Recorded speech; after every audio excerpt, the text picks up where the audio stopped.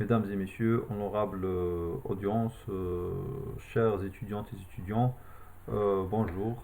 Nous nous retrouvons aujourd'hui pour le sixième cours qui est l'investissement. C'est le cours du premier semestre du domaine sciences économiques, commerciales et sciences de gestion de la matière langue 1, terminologie économique. L'enseignante coordinatrice, c'est Madame Ziligui Khadija. Et l'enseignant participant, c'est moi-même, Monsieur Habib Zahmani Oussama. C'est la séquence numéro 6.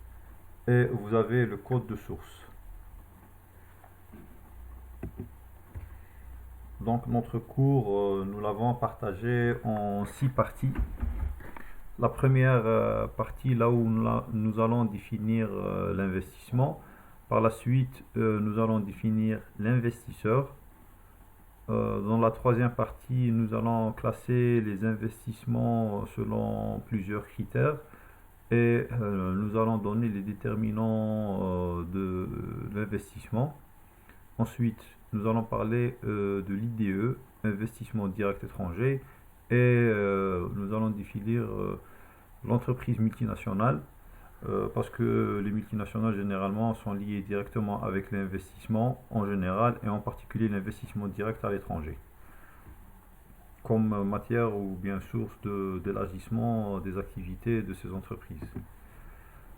L'investissement, c'est quoi l'investissement? L'investissement, c'est un sacrifice de ressources financières, matérielles ou immatérielles, dans le temps T, ça veut dire aujourd'hui, dans l'espoir de réaliser des chiffres, du profit, dans le T plus 1, ça veut dire dans un futur proche ou lointain, à condition que l'espérance ou bien le souhait de cet investisseur de réaliser un profit de plus de la somme initiale qu'il a sacrifiée au départ.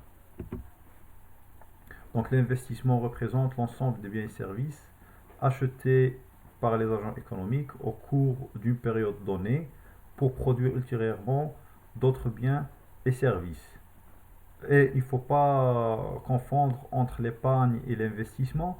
L'épargne, c'est de mettre de côté de l'argent et réaliser un taux, très petit taux d'intérêt.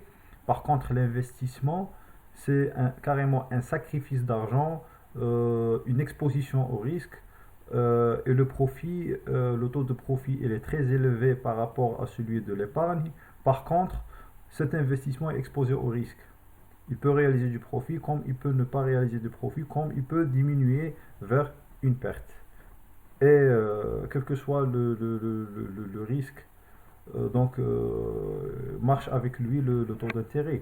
Ça veut dire si le risque il est important, donc le taux de profit à réaliser aussi il peut être important. Et le contraire est juste. Définition de l'investisseur. L'investisseur, il peut être une personne ou une collectivité, plusieurs personnes, qui investissent des capitaux dans un secteur de l'économie. Il y a 4 secteurs de l'économie. Le secteur primaire, l'agriculture, ensuite secondaire, l'industrie, les services, et pour finir, le service relatif à l'informatique et l'information. Donc, toute personne qui investit dans l'un de ces 4 secteurs est considérée comme investisseur. Un investisseur est un particulier qui investit dans le marché financier, ça veut dire une personne, un salarié qui a un peu d'argent qui a mis de côté et qui veut l'investir. Il peut partir au marché financier pour acquérir des actions ou des obligations. Vous pouvez être une personne morale qui apporte carrément des capitaux stables à une entreprise en phase de création ou bien en phase d'exploitation. Un investisseur se positionne à long terme plutôt qu'à court terme. Généralement, les investisseurs, quand ils placent leurs argent, leurs ressources financières et matérielles et immatérielles dans un marché donné ou dans une affaire donnée, ils espèrent réaliser des chiffres à long terme À partir d'une année, ça peut aller jusqu'à 5 ans, jusqu'à 99 ans, qui est le taux de cycle, l'âge de cycle d'une entreprise. On distingue quatre types d'investisseurs. Nous avons l'investisseur privé. Ce sont des personnes privées, morales ou physiques, qui ont de l'argent et qui veulent investir dans un secteur donné. Nous avons par la suite l'investisseur institutionnel ou bien les grands investisseurs. Ce sont les collecteurs de fonds représentés principalement par les institutions financières, généralement les banques, les fonds de pension, les CNEP, qui collectent de l'argent et qui vont l'investir dans d'autres projets afin de réaliser des profits. Nous avons ensuite l'investisseur providentiel. Ce sont des personnes ou bien des familles qui détiennent beaucoup d'argent et qui décident d'investir cet argent dans une affaire. Généralement, ces genres d'investisseurs investissent leurs argent dans de nouvelles affaires, la création de nouvelles affaires ou bien pour financer des entreprises fraîchement créées. On va finir par l'investisseur stratégique. C'est un investissement pour but de développer une affaire, une entreprise, et qui donne ses fruits généralement à long terme. La classification des investissements. La première classification, c'est la classification selon la nature de l'investissement. Nous distinguons deux types d'investissement: investissement matériel ou bien investissement immatériel. L'investissement matériel, ça peut être dans un bien immobilier, un terrain, un immeuble, ou bien une machine, un processus de fabrication d'un bien ou service. Et un bien ou bien investissement immatériel, ça peut être un logiciel qu'une entreprise peut acquérir pour améliorer la gestion de son activité, ou bien une formation qu'elle offre à son personnel pour une mise à niveau. La classification selon l'origine, nous avons définir cette classification par l'origine de l'investisseur. Ça peut être un investisseur public représenté par l'État ou l'une de ses institutions ou collectivités, et l'investisseur privé représenté par les ménages ou les entreprises privées. L'investissement selon l'objectif de l'investissement, la classification selon l'objectif. Pourquoi produire? Il y a l'investissement de capacité et celui de l'augmentation du volume de production, la capacité de volume de production.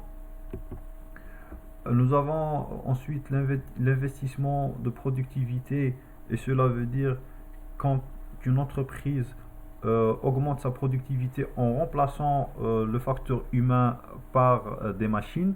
Cela veut dire éliminer des postes de travail et en achetant des machines à fort volume de production, à une technologie de pointe qui permet de remplacer l'être humain par la machine. On appelle cela un investissement de productivité. Ensuite, l'investissement de remplacement, lorsqu'il s'agit des entreprises ou bien des usines créées dans le passé, qui détiennent des machines très anciennes, très obsolètes, là où ces machines ont atteint leur fin de vie. Donc, les entreprises ont du mal généralement à trouver les pièces de rechange. Ce matériel, ce capital technique devient obsolète. Donc, ces entreprises procèdent à des investissements de remplacement, là où ils remplacent ces machines par de nouvelles machines récemment montées. Les déterminants de l'investissement. Nous avons plusieurs déterminants d'investissement. Nous allons commencer par les déterminants économiques. Principalement, nous avons la demande. Quand une demande augmente sur un bien ou un service. Donc, quand cette demande augmente, les entrepreneurs sont appelés à investir dans ces marchés.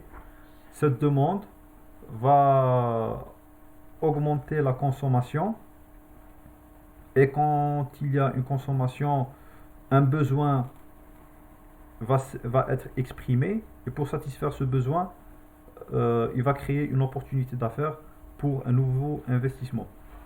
Donc, les keynésiens, selon la pensée keynésienne, euh, la demande est un facteur de croissance économique. Donc, la demande engendre à la fois la consommation et l'investissement.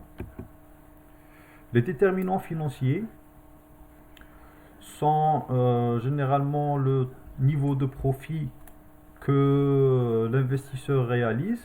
Cela constitue une motivation pour l'entrepreneur. À chaque fois où le niveau de profit est important, les entrepreneurs, les investisseurs trouvent une facilité à investir. Par la suite, nous avons le taux d'intérêt qui est un déterminant financier très important pour les investisseurs. Donc, à chaque fois où le taux d'intérêt que proposent les banques est important, il est difficile d'investir. Les entrepreneurs ne prennent pas de risque d'emprunter et rendre à un taux très important. Et vice-versa. Quand le taux d'intérêt n'est pas important, n'est pas significatif, cela peut motiver l'investissement en général. L'investissement direct étranger, l'IDE, c'est un mouvement international de capitaux réalisé dans le but de la création, d'un développement ou d'un maintien d'une filiale à l'étranger. Cela veut dire quand il y a une société mère implantée dans le pays d'origine de cette entreprise et que cette entreprise trouve une opportunité d'affaires à l'étranger dans un pays donné, donc cette entreprise procède à un IDE, investissement direct étranger.